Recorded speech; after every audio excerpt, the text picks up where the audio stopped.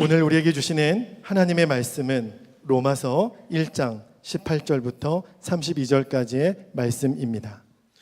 하나님의 진노가 불의한 행동으로 진리를 가로막는 사람의 온갖 불경건함과 불의함을 겨냥하여 하늘로부터 나타납니다. 하나님을 알만한 일이 사람에게 환히 드러나 있습니다. 하나님께서 그것을 환히 드러내 주셨습니다. 이 세상 창조 때부터 하나님의 보이지 않는 속성, 곧 그분의 영원하신 능력과 신성은 사람이 그 지으신 만물을 보고서 깨닫게 되어 있습니다. 그러므로 사람들은 핑계를 댈 수가 없습니다. 사람들은 하나님을 알면서도 하나님을 하나님으로 영화롭게 해드리거나 감사를 드리기는커녕 오히려 생각이 허망해져서 그들의 지각 없는 마음이 어두워졌습니다.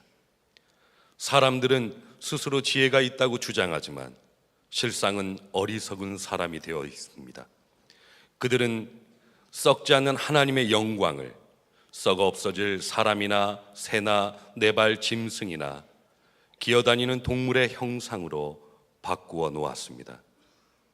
그러므로 하나님께서는 사람들이 마음의 욕정대로 하도록 더러움에 그대로 내버려 두시니 서로의 몸을 욕되게 하였습니다.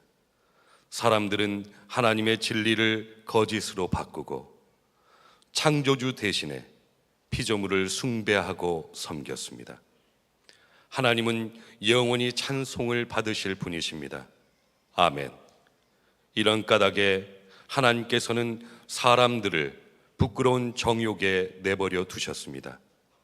여자들은 남자와의 바른 관계를 바르지 못한 관계로 바꾸고 또한 남자들도 이와 같이 여자와의 바른 관계를 버리고 서로 욕정에 불탔으며 남자가 남자와 더불어 부끄러운 짓을 하게 되었습니다. 그래서 그들은 그 잘못에 마땅한 대가를 스스로 받았습니다. 사람들이 하나님을 인정하기를 싫어하므로 하나님께서는 사람들을 타락한 마음자리에 내버려 두셔서 해서는 안 될 일을 하도록 놓아두셨습니다. 사람들은 온갖 불의와 악행과 탐욕과 악의로 가득 차 있으며 시기와 살이와 분쟁과 사기와 저기로 가득 차 있으며 수군거리는 자요, 중상하는 자요, 하나님을 미워하는 자요, 불선한 자요, 오만한 자요, 자랑하는 자요, 악을 꾸미는 모략꾼이요, 부모를 거역하는 자요, 우매한 자요, 신의가 없는 자요, 무정한 자요, 무자비한 자입니다. 그들은 이와 같은 일을 하는 자들은 죽어야 마땅하다는 하나님의 공정한 법도를 알면서도 자기들만 이런 일을 하는 것이 아니라 이런 일을 저지르는 사람을 두둔하기까지 합니다. 오늘 로마서 1장 18절부터는 사도 바울이 이제 복음에 대해서 구체적인 설명을 시작하고 계십니다. 그런데 그 복음에 대한 설명의 시작이 하나님의 진노하심에 대한 것입니다. 1절에 18절에 보면 하나님의 진노가 불의한 행동으로 진리를 가로막는 사람의 온갖 불경건함과 불의함을 겨냥하여 하늘로부터 나타납니다. 하나님의 진노에 대한 말씀부터 시작하기 때문에 오늘 설교는 좀 내용이 무겁겠습니다. 미리 말씀을 드립니다. 오늘 내용은 하나님의 진노하심에 대한 말씀입니다. 하나님의 진노에 대한 말씀으로 복음을 시작하는 이유는 우리가 복음이 기쁜 소식인데 그것은 구원의 능력이기 때문에 그렇습니다. 근데 도대체 어디서부터 구원을 받은 것이냐는 거예요. 구원의 능력이라는데 어디서부터 구원을 받았길래 그게 그렇게 기쁜 소식이냐 하는 말씀을 사도 바울이 하려니까 하나님의 진노에 대한 말씀으로 복음을 설명하지 않을 수가 없게 된 겁니다. 하나님이 사랑의 하나님이신데 하나님이 진노하신다는 것은 도대체 어떤 경우인가 쉽게 이해하실 수 있습니다. 하나님께서 진노하시는 이유는 진리를 가로막는 자들에게 대한 진노라고 그러셨는데, 진리를 가로막는 사람들을 여러분은 어떻게 생각하십니까? 예를 들면 독도가 일본 땅 맞습니까? 그런데 일본 정부는 여전히 독도가 일본 땅이라고 합니다. 위안부, 참 안타까운 일이죠. 그들은 스스로가 창녀 생활했다고 말합니다. 자기들 한 번도 강제로 동원한 적 없다고 그럽니다. 자, 이런 일본 정부의 주장을 듣고 대한민국 국민이라면 어떤 마음이 듭니까? 분노가 일어나죠. 왜? 진리를 가로막는 일이니까. 그건 사실이 아닌 이야기를 하니까. 여러분, 6.25 전쟁은 남침입니까? 북침입니까? 북한에서는 북침이라고 주장을 합니다. 그런 말을 들었을 때 대한민국 국민이라면 분노가 일어나는 이유가 왜 그렇죠? 진리를 가로막는 일이니까. 사실이 아닌 이야기를 하니까. 역사는 항상 반복된다고들 하잖아요. 그게 두려운 겁니다. 진리를 진리로 받아들이지 않고 사실을 사실대로 인정하지 않는 걸 보면 똑같은 일이 반복될 수 있다는 두려움이 있는 거죠.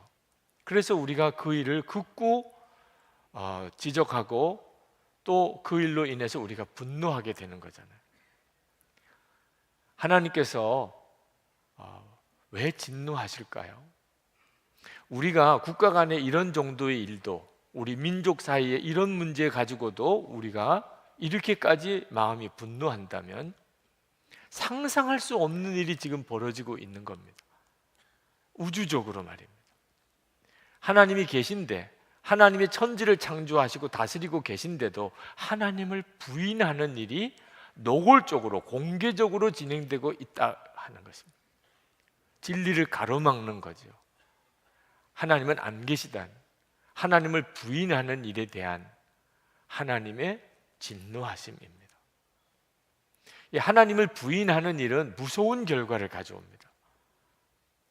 그건 심판이죠. 그리고 파멸입니다. 이 일에 대한 하나님의 마음을 우리가 알아야 합니다. 오늘 23절에 보면 사람들이 하나님을 믿지도 않고 또 우상을 숭배하는 것에 대해서 지적합니다. 그들은 썩지 않는 하나님의 영광을 썩어 없애릴 사람이나 새나 네발 짐승이나 기어다니는 동물의 형상으로 바꿔 놓았습니다. 25절에 사람들은 하나님의 진리를 거짓으로 바꾸고 창조주 대신에 피조물을 숭배하고 섬겼습니다. 그러면 여러분, 하나님이 안 계시다고 노골적으로 말하는 사람들을 볼 때, 또는 우리나라든지 또는 외국에 나가서든지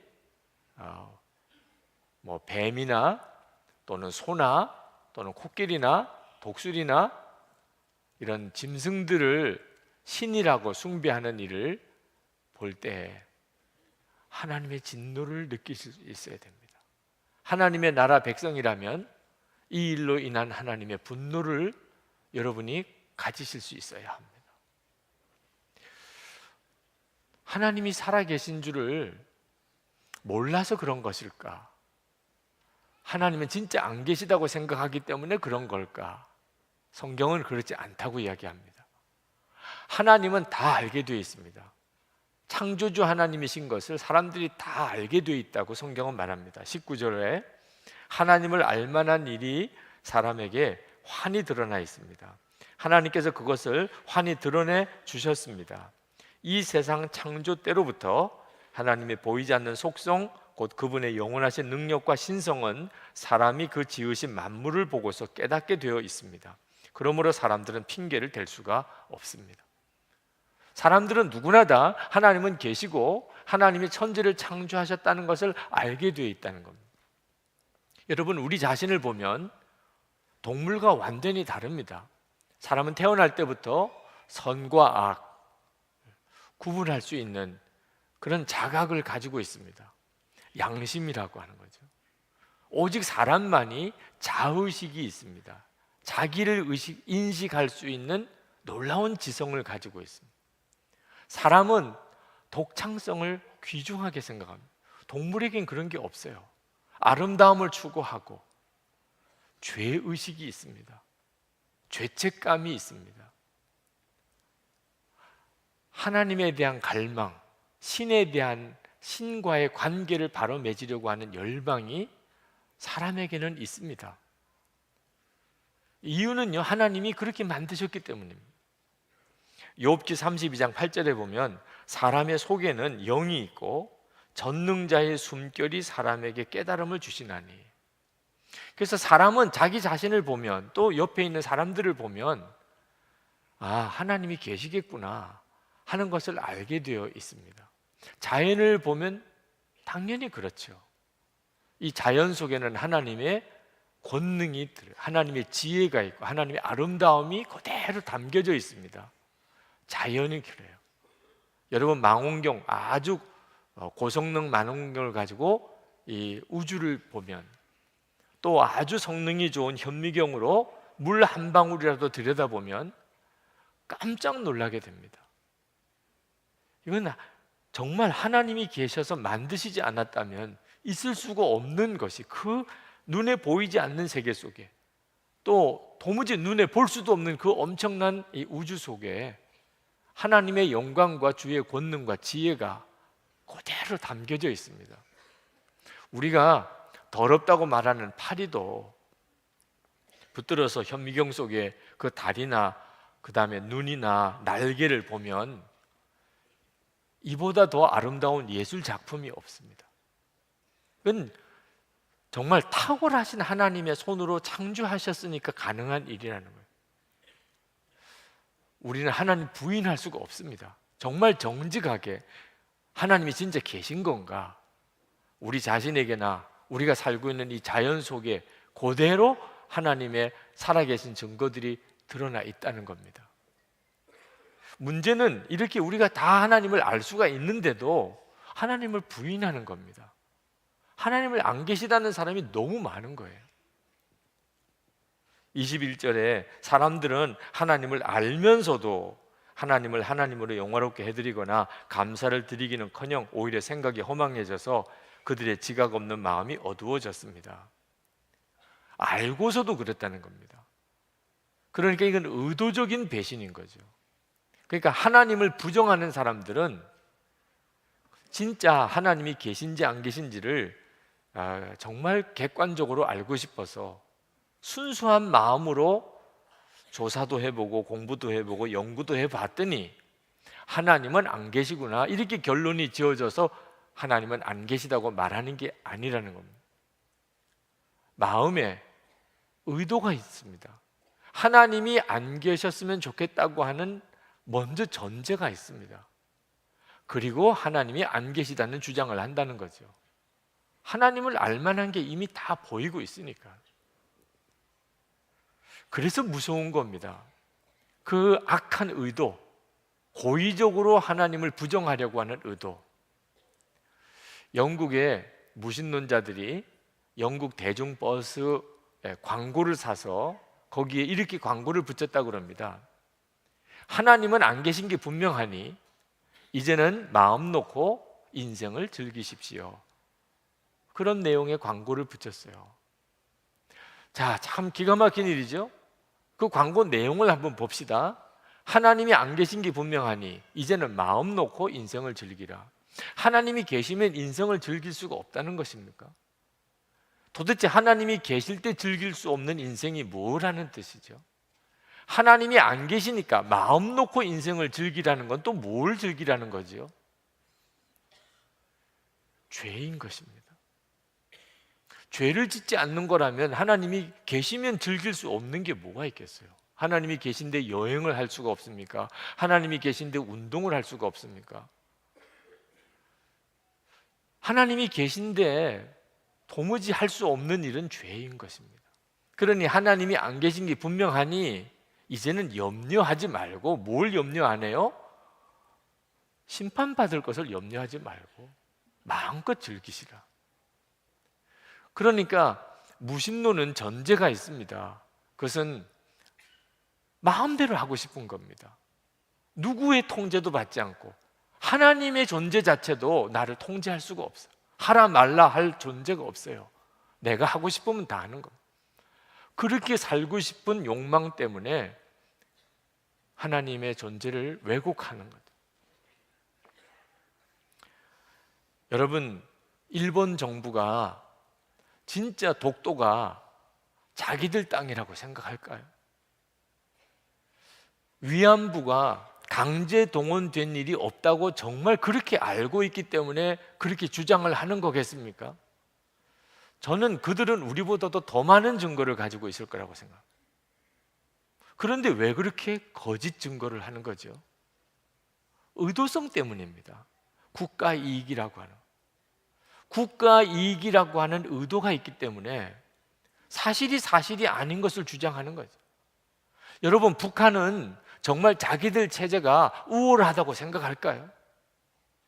저는 북한에 있는 정말 최고 지도층에 있는 사람들은 다 안다고 믿습니다. 자기들의 체제가 얼마나 문제가 많은지. 그런데도 왜 자기들이 더 우월하다고 주장하는 거죠? 의도성이 있는 거죠. 자기들의 기득권을 지키려고. 우리가 정치인들에 대해서 이상하게 마음이 신뢰가 안 가는 이유가 뭐지요? 항상 무슨 사안이든지 양쪽이 다른 이야기를 합니다. 다 자기들 당에, 자기들 입장에 유리한 쪽으로 해석하려고 하는, 있는 그대로 말하지 않는다는. 그러니까 우리 마음에 신뢰가 안 가는 거죠. 이 어떤 의도를 가지고 사실을 사실대로 말하지 않는 이 죄성이 무서운 겁니다. 알고도 짓는 죄라는 것. 하나님을 부인하는 것, 가장 큰 죄인데 모르고 하나님을 부인하는 거라면 하나님이 계신 것을 깨우쳐 주시면 되는 거죠. 정말 몰라서 부인하는 거라면.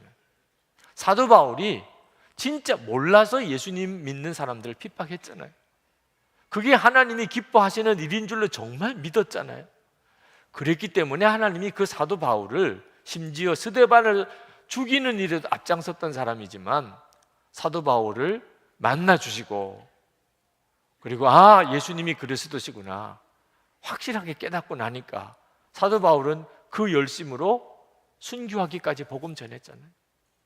정말 하나님을 모르는 것 때문에 하나님을 부인한다면 하나님이 얼마든지 하나님을 믿게 해줄 수 있는 길을 다 마련을 하셨어요. 성경이 그렇죠. 그런데 알고도 부인하면 어떻게 해야죠? 하나님이 계시다는 것을 알고도 부인하면 그런 방법이 없는 겁니다. 알고도 부인하는 죄가 무서운 죄입니다. 어느 집사님께서 담배를 피시다가 저를 만났어요. 제가 어지간하면 모른 척하고 지나가요. 안 본 척하고 지나. 근데 너무 정면으로 만나니까 안 본 척 하길 수가 없어요. 그 집사님은 담배를 피다가 제 얼굴을 보고는 담배를 그냥 손으로 움켜잡아. 제가 그 손을 잡았어요. 집사님 어떻게 하시려고. 손이 뒤었어요. 목사님, 도무지 못 끊겠다는 거예요. 담배를 끊어야 된다는 생각을 하면서도 몸에도 안 좋다는 거, 아내도 그렇게 끊으라고 하고 교회 갈 때마다 마음에 가책이 오지만 그래도 스트레스가 쌓이고 힘들면 담배 한 대 피면 그렇게 편안해지고 좋으니 완전히 중독이신 거죠. 그 집사님의 문제는 알고도 짓는 죄예요. 내가 하지 말아야 된다고 분명히 압니다.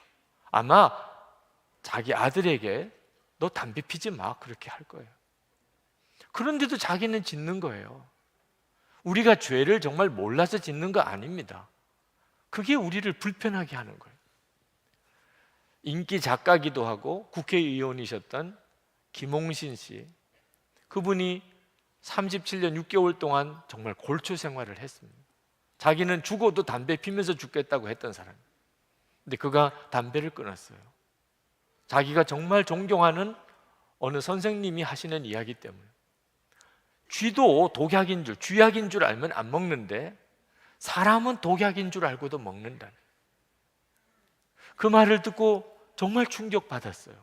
그래도 자기는 많은 사람들을 바른 대로 이끌어 가려고 하는 어떤 지도자의 위치에 서 있다고 스스로 자부하고 있었는데, 지금 내 꼴이 뭔가, 쥐도 쥐약인 줄 알면 먹지도 않는데 몸에 안 좋은 걸 뻔연히 알고도 나는 왜 이걸 끊지 못한다고 생각하나. 심각한 고민을 했습니다. 그리고 결단했습니다. 이건 말이 안 되는 일이야. 그리고는 그가 담배를 끊었어요. 주변에 있는 사람들이 다 하는 이야기가 지독하다. 어떻게 당신이 담배를 끊냐? 그래서 그분이 거기에 쓰셨어요. 독약을 먹는 게 지독한 거냐?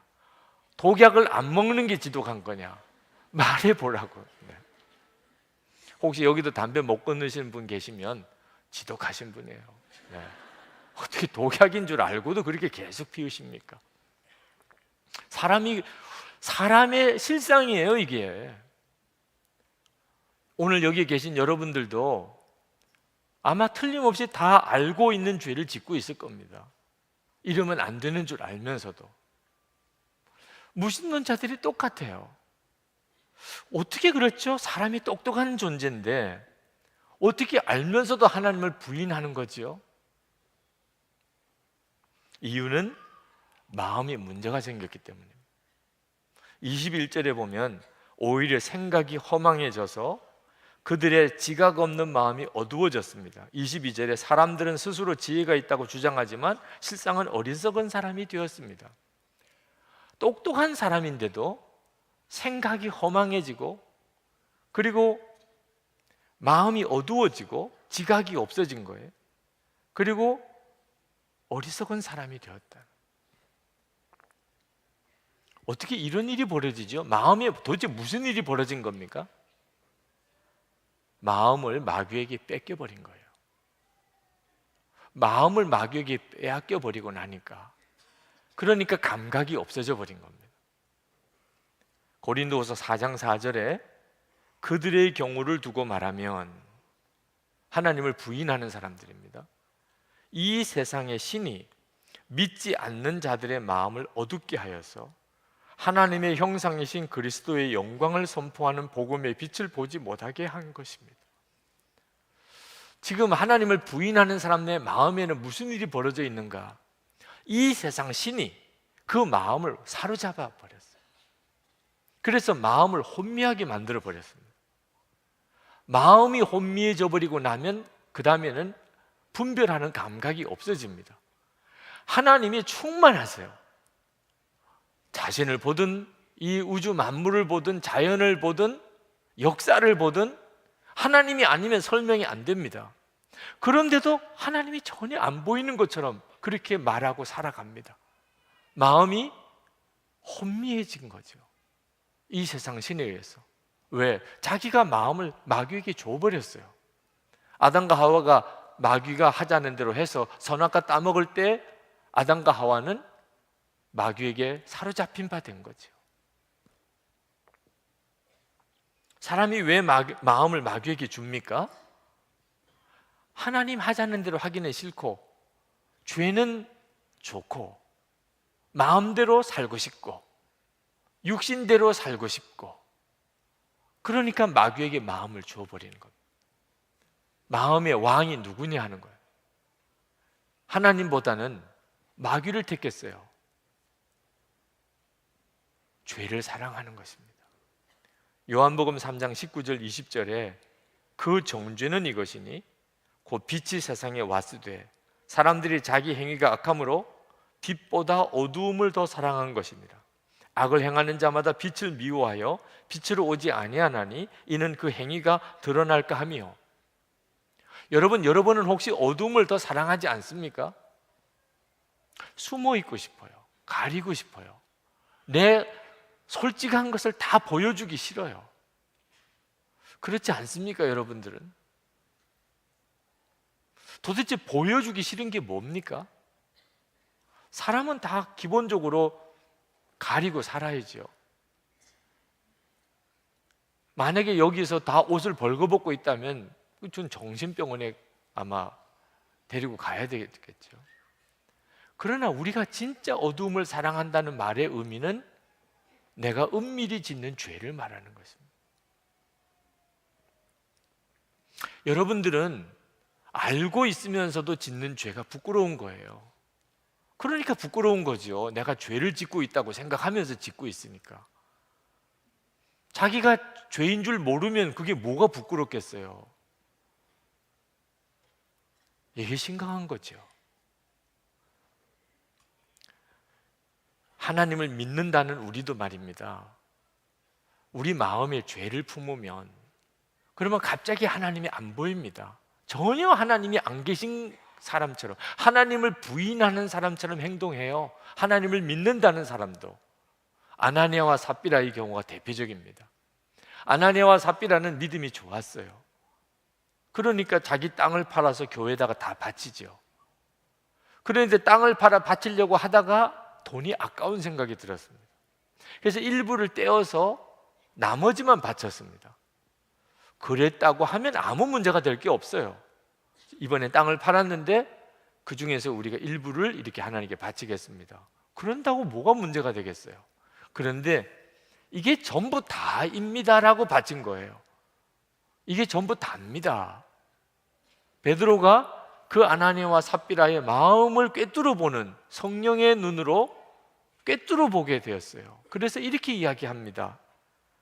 사도행전 5장 3절부터 베드로가 이르되 아나니아야 어찌하여 사탄이 내 마음에 가득하여 내가 성령을 속이고 땅값 얼마를 감추었느냐. 땅이 그대로 있을 때에는 내 땅이 아니며 판 후에도 내 마음대로 할 수가 없더냐. 어찌하여 이 일을 내 마음에 두었느냐. 사람에게 거짓말한 것이 아니요 하나님께로다. 갑자기 탐심이 있어요. 그러니까 하나님께 거짓말한다는 생각 전혀 안 하고 그냥 눈에 보이는 사람들이 알 리 없다고 생각하고는 거짓말이 불쑥 나오는 겁니다.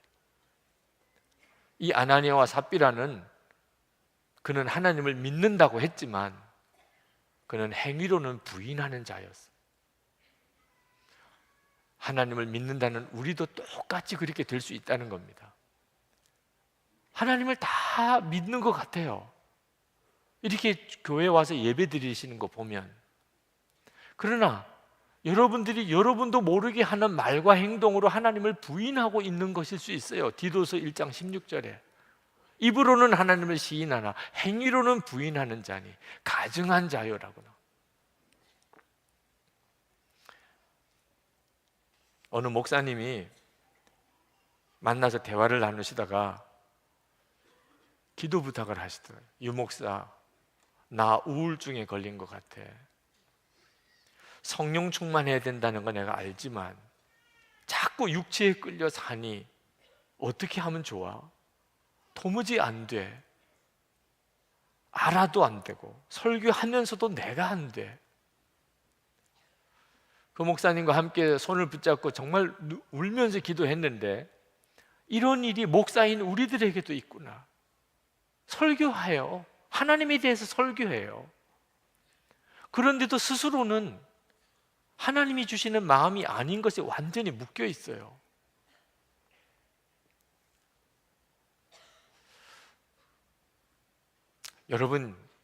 여러분들의 마음을 조심해야 될 이유입니다.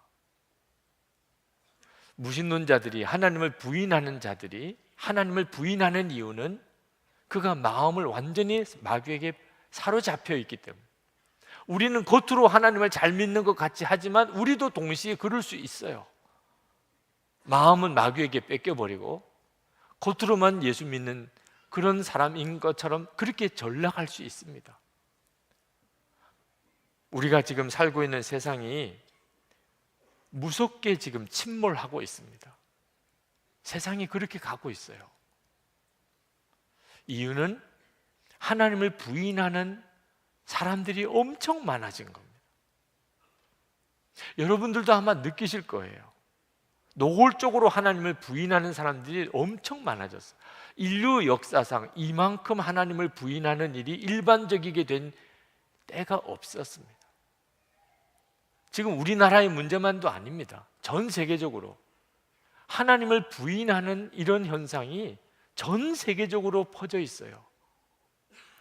교과서에서 진화론을 그게 학문적으로 정론으로 가르치기 시작할 때부터 이제는 모든 우리 아이들은 다 하나님은 안 계시다고 생각합니다.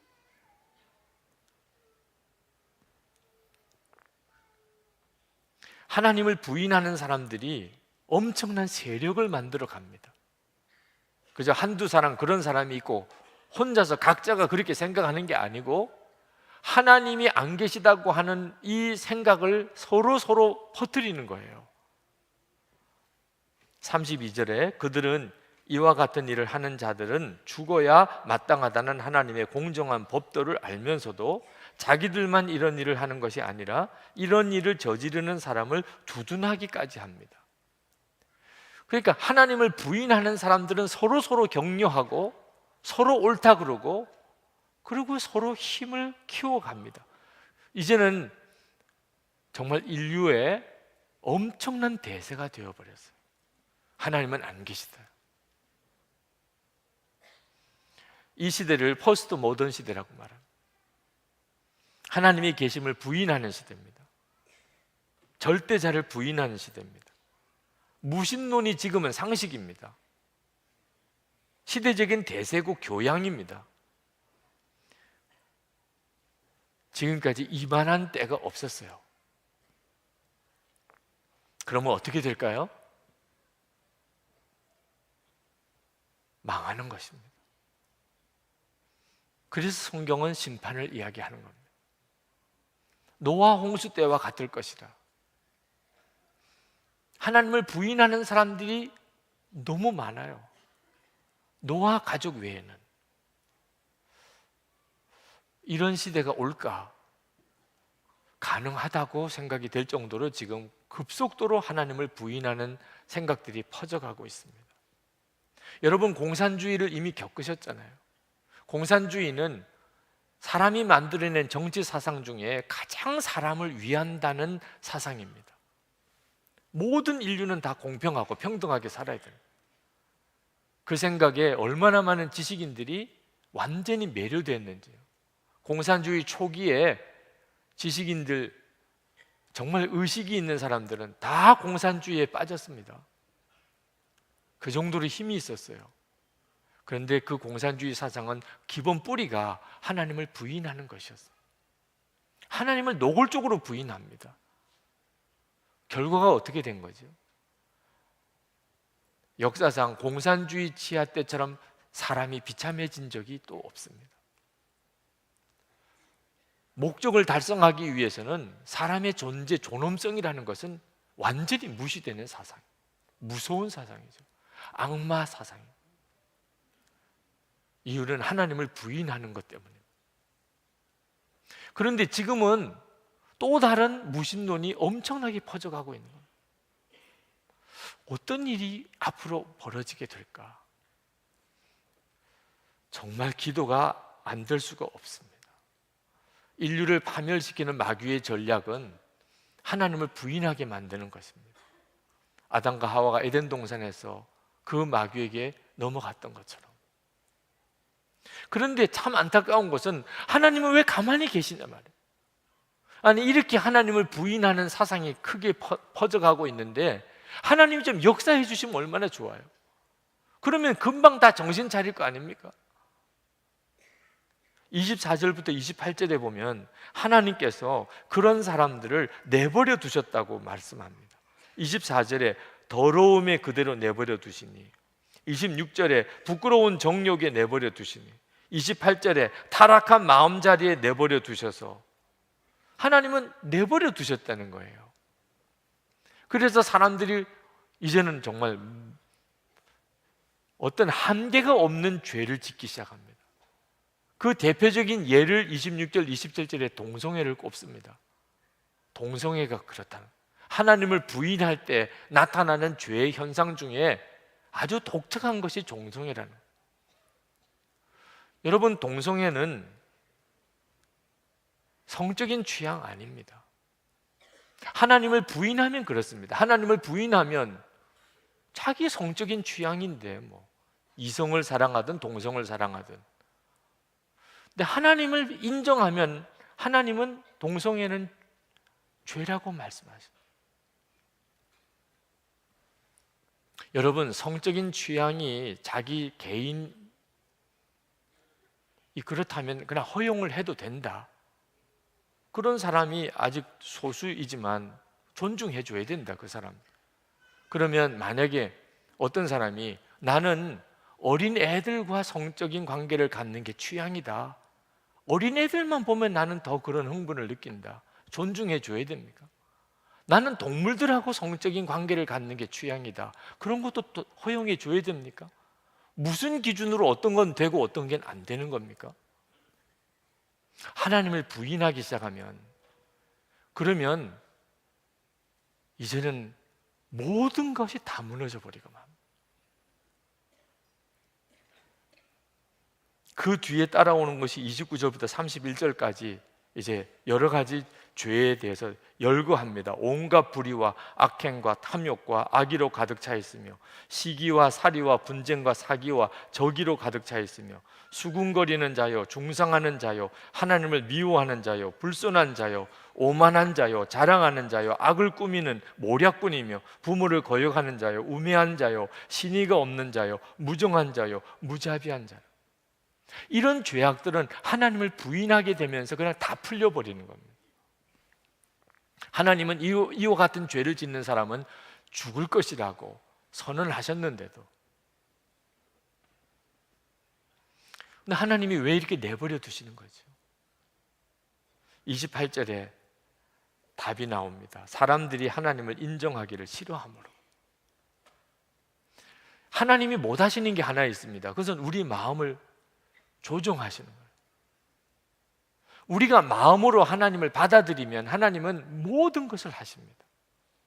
그러나 우리가 하나님을 마음으로 거부하면 하나님은 내버려 두실 수밖에 없어요.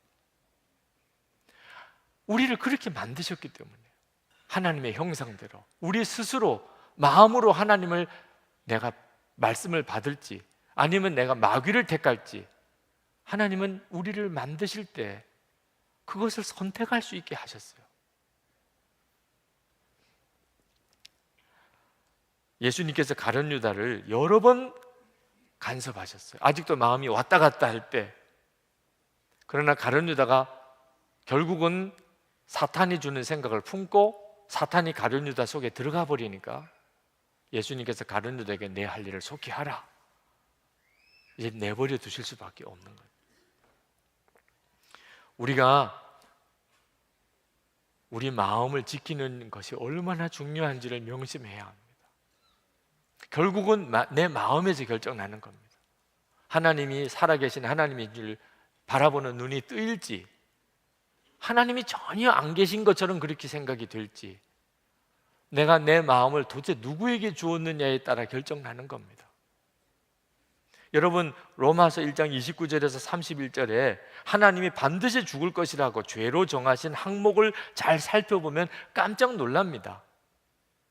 아마 여러분들도 보고 놀라실 거예요. 왜? 거기에 우리도 쉽게 마음에 품게 되는 여러 가지 죄들이 나오니까. 시기, 분쟁, 수군거리는 자, 오만한 자, 자랑하는 자, 부모를 거역하는 자, 우매한 자, 신의가 없는 자, 무정한 자, 무자비한 자. 여러분들은 이와 같은 일들로 인해서 여러분들의 마음이 사로잡힌 적이 없습니까? 우리가 분별이 없으면 그런 마음이 내 속에 자리 잡을 때 그냥 방치해둬 버리고 맙니다.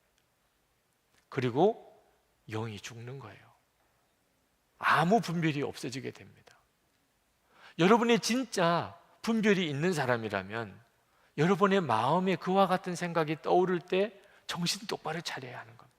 무서운 일이 지금 마음에 벌어지고 있는 거죠. 수군거리는 자라는 죄가 있는데, 다른 죄는 다 혼자서 마음에 품는 죄지만 수군거리는 것은 이게 짝이 있어야 하는 겁니다. 두 사람이든 세 사람이든 모여야 뭐 수군거리잖아요. 혼자서 수군거리는 거는 정말 정신 나간 사람이죠. 혹시 여러분 누군가가 옆에서 어떤 일로 수군수군거리는 일을 여러분에게 말을 하면 맞상대하면 안 됩니다. 그러니까 수군거리는 일이 생기게 되는 거죠. 그때는 로마서 1장 29절 읽어보세요. 그렇게 해줘야 돼요. 읽어보고 또 이야기합시다. 수군거리는 자는 하나님이 죽을 것이라고 한 죄예요. 혹시 여러분 마음에 쉽지 않습니까? 근심과 염려 또는 미움과 원망, 욕심과 정욕, 지금 여러분의 마음이 그렇게 사로잡혀 있습니까? 그러면 정말 다급한 상황에 처해져 있는 겁니다. 그렇게 되면 결국은 주님 바라보는 눈 다 잃어버립니다. 넬슨 만델라가 남아공에서 그가 종신형을 받고 감옥살이 하다가 27년 만에 풀려났습니다. 그리고 흑인 정부가 들어서고 그리고 남아공의 대통령이 되죠. 근데 넬슨 만델라가 백인 정부 때 모든 악행들을 다 용서했습니다. 그때 관여했던 사람 다 용서했어요. 전 세계가 깜짝 놀랐습니다. 어떻게 그렇게 할 수 있냐. 그때 넬슨 만델라가 그렇게 이야기했어요. 그 용서한 것에 대해서. 어느 날 채석장에서 바위를 깨다가 문득 저 사람들이 내 모든 것을 다 뺏어갔는데 내 정신과 마음만큼은 아직도 뺏어가지 못했다는 걸 깨달았다. 그래서 나는 이것만큼은 절대로 내주지 않기로 결심을 했다. 내 마음만큼은 뺏길 수가 없어. 이 사람들은 나를 27년이나 감옥에 가뒀는데 내가 그 사람들을 여전히 증오하고 있다면 나는 여전히 갇혀 있는 거나 마찬가지다. 나는 이제는 자유한 사람이 되었으니 더 이상 갇혀 지내고 싶지 않습니다. 그래서 그 증오를 털어버리기로 했습니다. 마음이 얼마나 중요한가를 안 사람이에요. 여러분, 우리가 살고 있는 세상은 하나님을 부인하는 사람들로 너무 많습니다. 그래서 어디에 가서 여러분의 믿음을 이렇게 고백하기가 사실 참 어색할 정도. 그러나 그런 가운데서도 얼마든지 여러분의 믿음을 지킬 수 있습니다. 주 예수님을 정말 마음의 왕으로 모시고 사는 것. 손양원 목사님, 그분은 48에 돌아가셨습니다. 순교하셨습니다. 지금 제 나이보다 훨씬 일찍이죠. 나도 그 나이 때 그렇게 할 수 있었을까? 그래서 저 자신이 늘 부끄럽습니다. 그 손양원 목사님이 옥에 갇혀 계실 때 바깥에 계시던 사모님이 몸이 안 좋으셔서 그 소식을 들으시고 편지를 쓰셨어요. 동인 어머니에게 이 길은 이 같은 뜨거운 여름날에 병으로 10가지 심하니 설상가상의 어려움이겠습니다. 그러나 하나님의 사랑과 진리는 기후와 환경을 초월한 것이니 마음을 평안히 가지시기 바랍니다. 꽃피고 새우는 양춘가절에만 하나님의 사랑이 있을 뿐 아니라 백설이 분분한 엄동혹한에도 하나님의 사랑은 여전합니다. 귀한 그릇에 산의 진미를 먹을 때에도 하나님의 사랑을 찬미하지만 초라한 집에서 굶주리고 병든 처지에서도 하나님의 사랑을 찬양할지니 항상 기뻐하시고 범사에 감사하시기를 기도합니다. 여러분, 처지는요, 손양원 목사님이 더 힘들어요. 지금 감옥에. 그런데 감옥에 계신 손양원 목사님이 바깥에 몸이 아프신 사모님에게 항상 기뻐하시고 늘 감사하시기 바랍니다. 이런 편지를 보내셨어요. 그것은 손양원 목사님 안에 주님이 함께 계신 것이 분명했기 때문에, 늘 주님을 바라보셨기 때문에. 성도 여러분, 지금 하나님은 정말 살아계시다는 것을 삶으로 증거할 자들을 찾으시고 계십니다. 그것은 그 마음인 것이에요. 항상 주님을 바라보고 사는 사람을 통하여 하나님은 그 일을 하십니다. 그리고 성도들이 연합하셔야 돼요. 하나님을 부인하는 사람들이 이렇게 저런 모양으로 급속하게 서로 연합하고 있습니다. 하나님을 믿는다는 사람들은 다 뿔뿔이에요. 그래서 여러분, 연합해야 합니다. 그렇지 않으면 다 무너지고 맙니다. 한 사람씩. 주 예수님을 24시간 바라보는 삶, 그리고 매일 영성일기를 쓰시고 서로 나누고 서로 격려하고 서로 도와주고 서로 기도해주는 관계, 얼마나 중요한지 모릅니다. 이 시간에 우리 같이 기도하십시다. 여러분, 하나님께 여러분의 마음을 온전히 드리시기를 바랍니다. 어두움과 빛의 싸움이 치열하게 벌어지고 있지만 어두움을 이기는 빛은 없습니다.